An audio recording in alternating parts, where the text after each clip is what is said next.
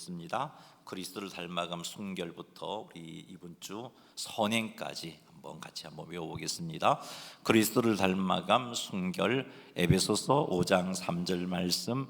음행과 온갖 더러운 것과 탐욕은 너희 중에서 그 이름조차도 부르지 말라. 이는 성도에게 마땅한 바니라.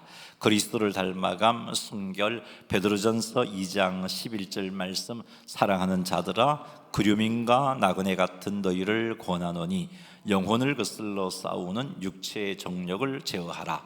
그리스도를 닮아감 정직. 레위기 19장 11절 말씀. 너희는 도둑질하지 말며 속이지 말며 서로 거짓말하지 말며. 그리스도를 닮아감 정직. 사도행전 24장 16절 말씀. 이것으로 말미암아 나도 하나님과 사람에 대하여 항상 양심의 끄리낌이 없기를 힘쓰나이다. 그리스도를 닮아감 믿음. 히브리서 11장 6절 말씀. 믿음이 없이는 하나님을 기쁘시게 하지 못하나니 하나님께 나아가는 자는 반드시 그가 계신 것과 또한 그가 자기를 찾는 자들에게 상 주시는 이심을 믿어야 할지니라. 그리스도를 닮아간 믿음. 로마서 4장 20절 21절 말씀. 믿음이 없어 하나님의 약속을 의심하지 않고 믿음으로 견고하여져서 하나님께 영광을 돌리며 약속하신 것을 또한 능히 이루실 줄을 확신하였으니. 그리스도를 닮아감 선행. 갈라디아서 6장 9절 10절 말씀. 우리가 선을 행하되 낙심하지 말지니 포기하지 아니하면 때가 이르매 그러므로 우리가 기회 있는 대로 착한 일 더욱 믿음의 가정들에게 할지니라. 자, 우리 이 선행만 다시 한번 읽으면서 외워보겠습니다. 이게 우리가 선을 행하되 낙심하지 말지니 한번 두 번 읽고 계속 그런 식으로 두 번 한번 읽어보겠습니다. 우리가 선을 행하되 낙심하지 말지니. 시작. 우리가 선을 행하되 낙심하지 말지니. 우리가 선을 행하되 낙심하지 말지니. 그 다음 포기하지 아니하면 때가 이름에 그두리라. 시작. 포기하지 아니하면 때가 이름에 그두리라. 포기하지 아니하면 때가 이름에 그두리라. 처음부터 같이 한번 해보겠습니다. 우리가 선을 행하되 낙심하지 말지니 포기하지 아니하면 때가 이름에 그두리라. 그 다음 그러므로 우리는 기회가 있는 대로. 여기까지. 그러므로 우리는 기회가 있는 대로. 그러므로 우리는 기회 있는 대로. 그러므로 우리는 기회 있는 대로. 그 다음 부분. 모든 이에게 착한 일을 하되. 모든 이에게 착한 일을 하되. 그 다음 부분. 더욱 믿음의 가정들에게 할지니라. 그러므로 우리는 기회 있는 대로 모든 이에게 착한 일을 하되 더욱 믿음의 가정들에게 할지니라. 자, 처음부터 같이 한번 해보겠습니다. 그리스도를 닮아감 선행. 갈라디아서 6장 9절 10절 말씀. 우리가 선을 행하되 낙심하지 말지니 포기하지 아니하면 때가 이름에 그두리라. 그러므로 우리는 기회 있는 대로 모든 이에게 착한 일을 하되 더욱 믿음의 가정들에게 할지니라. 아멘. 자, 오늘은 잠언 29장 24절 25절 말씀을 가지고 또 하나님께 주시는 지혜를 살펴보도록 하겠습니다. 이 말씀 속에서 또 하나님께서 우리에게 주시는 하나님의 음성, 또 하나님의 말씀을 우리가 듣게 되기를 소망합니다. 그리하여 이번 한 주도, 남은 한 주도 또 하나님께서 기뻐하시는 모습으로 그렇게 영광을 돌리며 살게 되기를 주의 이름으로 축복합니다. 우리 24절 같이 한번 읽어보겠습니다. 도둑과 짝하는 자는 자기의 영혼을 미워하는 자라. 그는 저주를 들어도 진술하지 아니하느니라. 아멘. 도둑과 짝한다는 표현은 단순히 도둑과 함께 있다 그런 의미라기보다는 도둑질하는 것을 함께 몫을 나눈다, 도둑질을 공모하다, 연합하다 이런 뜻을 가지고 있습니다. 즉 도둑질에 직접 가담하는 것, 혹은 그 도둑질하는 범죄를 묵인하는 것, 또 범죄 이익을 함께 나누는 것, 혹은 진실을 알고도 침묵하는 것, 이런 것들이 모두 도둑과 짝하는 것이라고 할 수 있습니다. 왜 도둑과 짝하는 자가 자기 영혼을 미워하는 자라고 했을까? 24절에 보니까 도둑과 짝하는 자는 자기의 영혼을 미워하는 자라 그랬습니다. 도둑과 짝하는 자는 당장은 이익이 생기는 것처럼 보이지만 그 행동은 결국은 하나님의 공의를 배반하는 행동이고 진리를 억누르는 행동이고 빛보다 어둠을 선택하는 행동입니다. 그래서 그 결과는 도둑과 짝하게 되면, 성도가 만일 도둑과 짝하게 되면 예배의 기쁨이 사라질 수밖에 없겠죠. 하나님의 임재를 경험하는 그런 은혜를 예배를 통해서 누릴 수가 없게 됩니다. 뿐만 아니라 사탄이 정죄합니다. 이 사탄의 정죄로 말미암아 하나님 앞에 담대하게 나아가지도 못합니다. 그렇게 기도가 담대해질 수가 없는 겁니다. 뿐만 아니라 도둑과 짝하게 되면 영적인 민감성이 파괴되어 버립니다. 진리에 대한 사랑하는 마음도 파괴되고 하나님과의 친밀함도 파괴가 됩니다. 양심은 점점 더 무뎌지고 결국은 죄에 둔감한 자가 됩니다. 그래서 도둑과 짝하는 자는 이렇게 그 영혼이 병들게 되고 하나님 앞에 바르게 서지 못하게 되는 겁니다. 그래서 이 도둑과 짝하는 것이 자기 영혼을 미워하는 것이다 라고 그렇게 말하고 있습니다. 그리고 뒷부분에 24절 뒷부분에 보면은 그는 저주를 들어도 진술하지 아니하느니라 그랬습니다. 여기서 말하는 저주는 그냥 우리가 일반적으로 생각하는 내 앞에 있는 나에 대해서 좀 좋지 못한 일을 한 사람에 대해서 그런 좋지 못한 감정을 가지고 그에게 저주가 임하기를 원한다는 그런 저주가 아니고요, 맹세적 저주입니다. 잠언 29장 24절에 저주라고 이렇게 번역한 히브리어 원어가 알라라는 단어인데요, 이 알라라는 단어의 의미는 맹세라는 의미도 있고 저주라는 의미도 있습니다. 그래서 이 알라라는 단어가 가진 그 전체적인 의미를 가지고 본문을 가지고 한번 생각해 본다면, 이 저주는 하나님의 심판을 호출하는 성경의 저주, 이런 의미입니다. 그래서 내가 지금 하나님 앞에서 진실을 말한다, 만일 거짓이면 심판을 받겠다, 이런 게 맹세적 저주입니다. 하나님 앞에 맹세하면서 뭔가 내가 이대로 살지 못하면, 내가 거짓말한다면, 만약에 내를 죄를 지었다면 하나님께서 나를 가만두지 않을 거고 벌 주실 것이다, 이런 식의 저주를 가리켜서 맹세적 저주라고 그럽니다. 레위기 5장 1절에 이 맹세적 저주에 관한 이야기가 나오는데요, 레위기 5장 1절 한번 읽어보겠습니다. 만일 누구든지 저주하는 소리를 듣고서도 정인이 되어 그가 본 것이나 알고 있는 것을 알리지 아니하면 그는 자기의 죄를 져야 할 것이요 그 허물이 그에게로 돌아갈 것이며, 여기 저주도 알라라는 단어를 쓰고 있습니다. 도둑으로 예를 들어서 도둑으로 의심되는 사람이 잡혔습니다. 그래서 이제 그 사람을 심판을 해야 되는데 증거가 명확하게 없는 겁니다. 그래서 제사장이 이 맹세적 저주를 선언합니다.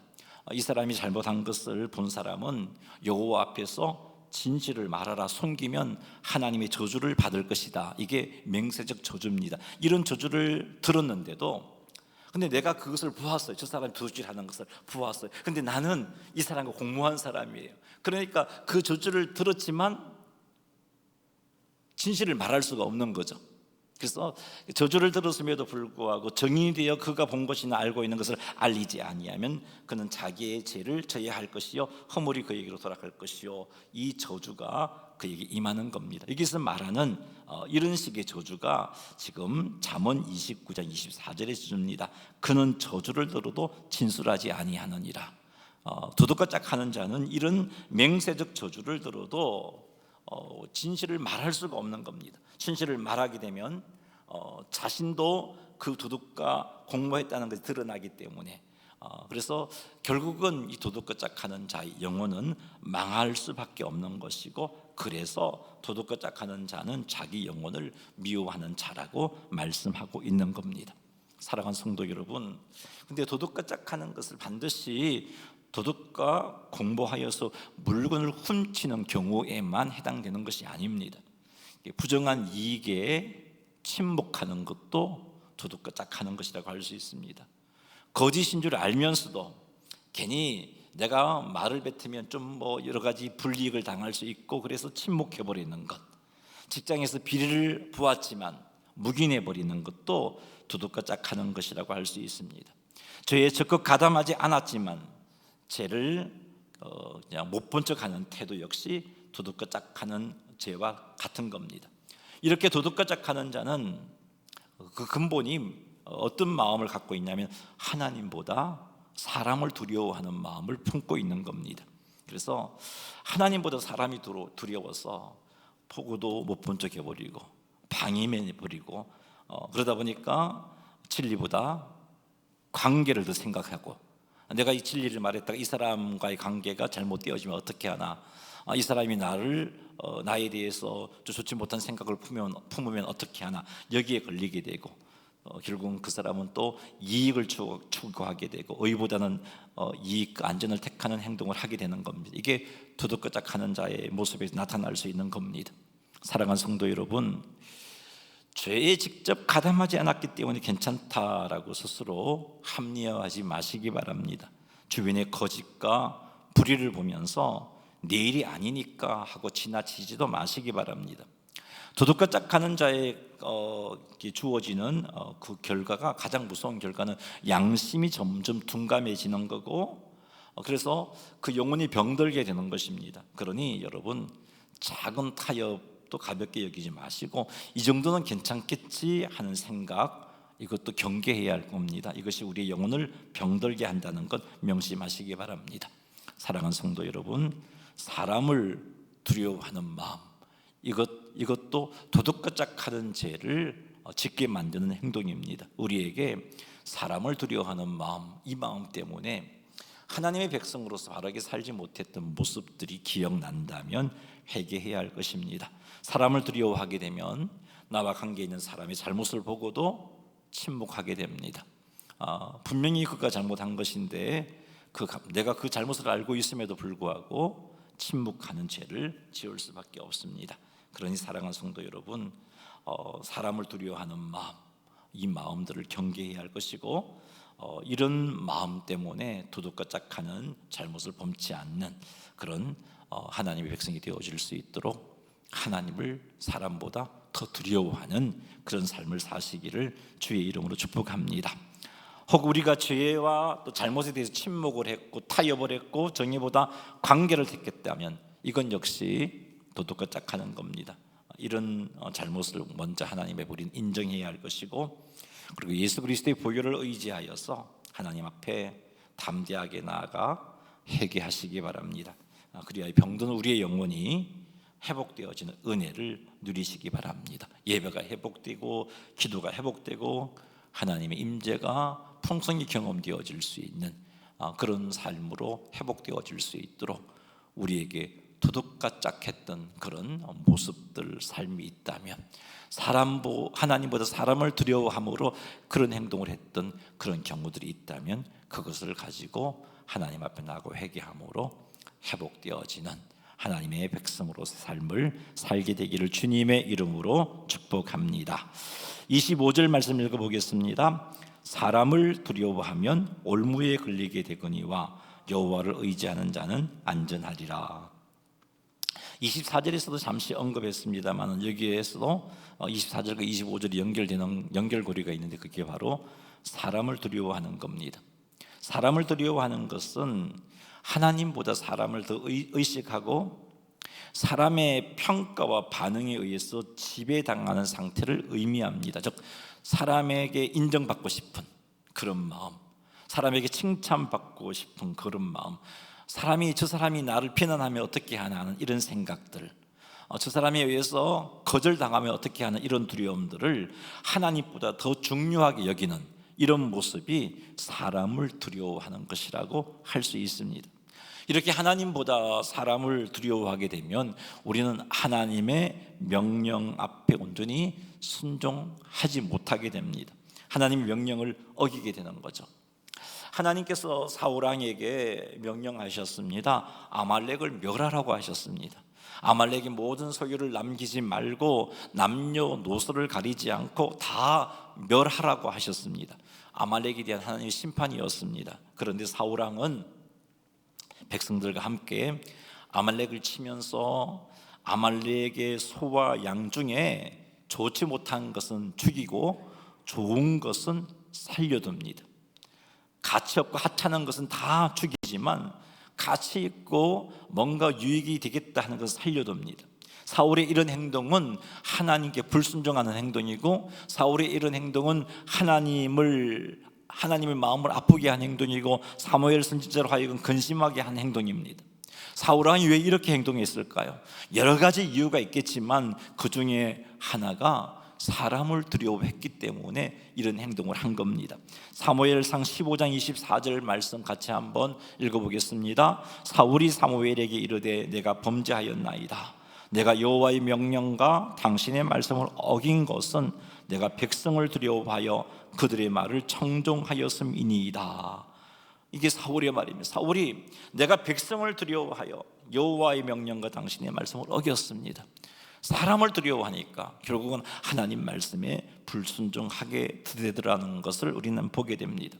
그래서 잠언 29장 25절은 사람을 두려워하게 되면 올무에 걸리게 된다라고 그렇게 말씀하고 있는 겁니다. 여기서 올무에 걸리게 된다는 것은 죄의 덫에 걸려서 죄를 짓게 된다는 그런 말입니다. 그래서 결국 하나님께 불순종하게 되고, 이로 인하여서 하나님과의 관계가 약화되어집니다. 이렇게 하나님보다 사람을 두려워하게 되면 계속해서 사람의 눈치를 보게 되고, 진리를 말하지 못하게 되고, 하나님 말씀보다는 여론을 따르게 됩니다. 이렇게 되면 기도가 약해지고 하나님의 백성으로서의 담대함이 사라지게 됩니다. 그래서 결국은 하나님께 죄를 짓게 되는 거죠. 말씀에 순종하기보다는 사람이 두려우니까, 사람이 눈치를 봐야 되니까, 저 사람이 내가 말씀에 순종했을 때 어떻게 평가할까, 저 사람이 내가 하나님 말씀에 순종했을 때 나를 이상하게 생각하지 않을까, 이것 때문에 하나님 말씀에 순종하지 못하게 되는 것입니다. 사람을 두려워하게 되면 이렇게 올무에 걸리게 된다라고 말씀하고 있습니다. 그런데 25절 하반절에 이런 표현이 있습니다. 여호와를 의지하는 자는 안전하리라. 여기서 여호와를 의지하는 것은 첫째, 하나님이 모든 상황과 사람의 마음까지도 다스리는 주권자가 되심을 믿는 것입니다. 이렇게 하나님을 의지하는 사람은 사람을 두려워하지 않습니다. 하나님이 사람의 마음까지도 다스리시고 하나님 모든 상황을 다스리시는 주권자라는 이 믿음이 있으면 사람을 두려워하지 않을 수 있습니다. 왜냐하면 모든 사람이 하나님의 통치 아래 있기 때문입니다. 그 사람이 악인이든, 그 사람이 권력을 가지고 있는 사람이든, 그 사람이 예수님을 믿지 않는 사람이든 간에 모두가 하나님의 통치 아래에 있습니다. 그러므로 그들이 계획하고 행동하는 모든 것이 하나님의 섭리 안에서 일어나는 겁니다. 하나님의 섭리 안에서 일어난 일이라면 궁극적으로 그 일이 내게는 유익한 겁니다. 지금 당장엔 아픔일 수 있지만 결국은 그게 유익한 겁니다. 우리에게 이런 믿음이 있다면, 하나님이 모든 사람의 마음을 다스리시고 하나님이 모든 상황을 다스리시는 주권자가 되신다는 이런 믿음이 있다면 우리는 사람을 두려워하지 않을 수가 있는 겁니다. 그래서 오늘 말씀해 보니까 하나님을 온전히 의지하는 자, 하나님께서 모든 사람을 통치하심을 믿는 자는 하나님을 두려워하지 않는다 하는 것을 우리에게 말씀해 주고 있습니다. 사랑하는 성도 여러분, 모든 상황과 모든 사람의 마음까지 하나님께서 다스리시는 주관자가 되심을 믿으시기 바랍니다. 모든 것들을 하나님이 다스리십니다. 둘째로, 여호와를 의지한다는 것은 환경이 아니라 하나님의 약속을 믿고 또 신실하신 하나님을 믿고 그 믿음으로 마음의 평안을 갖는 것, 이것이 바로 여호와를 의지하는 겁니다. 시편 56편 11절 말씀 같이 한번 읽어보겠습니다. 내가 하나님을 의지하였은즉 두려워하지 아니하리니 사람이 내게 어찌하리까. 이것이 다윗의 찬양이고 다윗의 고백입니다. 이 고백을 했을 때 다윗이 처한 상황이 어떤 상황이었냐면은 블레셋 가드에서 블레셋 사람에게 잡혀 있는 그런 상황입니다. 지금 죽임을 당할 수 있는 그런 상황이란 말이죠. 환경은 다윗이 죽임을 당할 수 있는 상황이었습니다. 그럼에도 불구하고 다윗은 이런 상황 속에서 환경 보지 않았습니다. 상황은 죽임을 당할 수밖에 없는 상황이었지만 그 환경을 보지 않고 다윗은 자기에게 기름 부어주신 하나님의 약속과 그 약속을 신실하게 이루시는 하나님을 바라보고 의지했던 겁니다. 그래서 참으로 위험한 환경이었지만 이 환경 속에서 다윗은 두려워하지 않았어요. 두려워하지 않았기 때문에 이렇게 찬양을 하나님께 드릴 수 있었던 겁니다. 이렇게 환경 보지 않고 하나님과, 그리고 하나님의 약속과, 그리고 그 약속을 신실하게 이루시는 하나님을 신뢰했기 때문에 평안을 누렸는데, 이것이 바로 하나님을 의지하는 겁니다. 사랑하는 성도 여러분, 환경 때문에 걱정하지 말고 절망하지 말고 두려워하지 말고 하나님의 약속과, 그리고 그 약속을 반드시 이루시는 하나님을 믿는 믿음으로 평안을 누리시는 여러분 되시기를 주의 이름으로 축복합니다. 이게 여호와를 의지하는 겁니다. 이렇게 하나님을 의지하는 자는, 오늘 잠언 말씀은 안전하다라고 그렇게 말씀하고 있습니다. 여기서 안전하다라는 이 히브리어가 가지고 있는 기본적인 개념은 하나님 그를 높여서 보호하신다, 이런 의미입니다. 하나님께서 높여서 보호하신다, 하나님께서 그를 요새에 두어서 보호해 주신다, 그런 의미가 되는 겁니다. 그러니 사랑하는 성도 여러분, 우리가 해야 할 자세는요, 하나님을 의지하는 겁니다. 하나님께서 모든 환경과 모든 사람의 마음을 다스리시는 주관자 되심을 믿고 하나님을 의지하는 그 의지함으로 사람을 두려워하지 않는 겁니다. 환경이 아니라 하나님의 약속과 그 약속에 신실하신 하나님을 신뢰함으로 평안을 누리는 겁니다. 그리하면 하나님께서 우리를 안전하게 해주십니다. 우리를 높여 보호해 주시고 우리를 요새해 주시는 은혜를 허락해 주시는 겁니다. 사랑하는 성도 여러분, 그러니 여호와를 온전히 의지하는 그런 삶을 사시기를 주의 이름으로 축복합니다. 우리가 무엇을 결정할 때 하나님의 뜻보다 사람의 반응을 먼저 생각하고 있다면 이건 우리가 하나님을 의지하는 자라고 할 수가 없습니다. 직장에서, 학교에서, 가정에서 내가 예수 믿는 자임을 드러내는 것을 부끄러워한다면 이 역시 우리가 하나님을 의지하는 자라고 할 수 없습니다. 진리를 말해야 하는 자리에서 침묵해버린다면 이건 역시 하나님을 의지하는 자라고 할 수 없습니다. 왜 침묵합니까? 손해볼 것 같아서. 이것은 상황과 사람의 마음을 다스리시는 하나님을 신뢰하지 못하는 모습인 것이죠. 체면 때문에 회개하지 못하고 있다면 이건 역시 하나님을 의지하는 자라고 할 수 없습니다. 이런 모습이 있다면 우리는 사람을 두려워하고 있는 겁니다. 사랑하는 성도 여러분, 우리는 사람의 눈을 의식하고 그래서 그 사람을 두려워할 자가 아니라 하나님을 의식하면서 하나님을 두려워함으로 그렇게 하루하루를 살아가야 할 자입니다. 하나님 면전의식을 가지고 하루하루를 살아가야 할 자입니다. 이렇게 살아갈 때 우리는 더욱더 주를 신뢰하게 되고 죄와 싸워 승리할 수가 있는 겁니다. 사람을 두려워하는 마음이 생길 때 사랑하는 성도 여러분, 우리가 해야 할 자세는 즉시 기도의 자리로 나아가 하나님을 바라고 하나님을 의지하는 겁니다. 환경 때문에 마음이 흔들릴 때, 환경 때문에 두려움이 찾아올 때 역시 우리가 해야 할 자세는 그 두려움을 가지고 기도의 자리로 나아가는 겁니다. 시편 56편 3절 한번 읽어보겠습니다. 내가 두려워하는 날에는 내가 주를 의지하리이다. 다윗의 고백입니다. 다윗도 사람인지라 환경 때문에 두려운 마음이 생겼던 겁니다. 사람 때문에 두려운 마음이 생겼던 겁니다. 그때 다윗이 한 일이 무엇입니까? 내가 두려워할 때, 두려워하는 날에는 내가 주를 의지하리이다. 다윗은 두려워하는 날에 주를 의지하겠다라고 그렇게 결단하고 있습니다.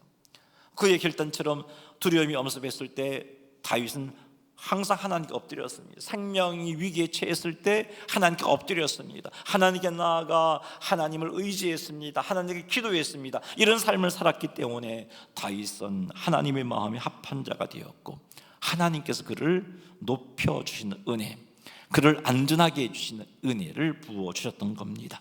그러니 사랑하는 성도 여러분, 우리도 다윗처럼 잠언 29절 25절에 나와 있는 이 말씀처럼 두려워하는 마음이 생기면 사람이 두렵다든지 환경이 두렵다든지 간에 두려워하는 마음이 생기면 즉시 기도의 자리로 나아가서 하나님을 의지하시는 그런 삶을 사시기를 주님의 이름으로 축원합니다.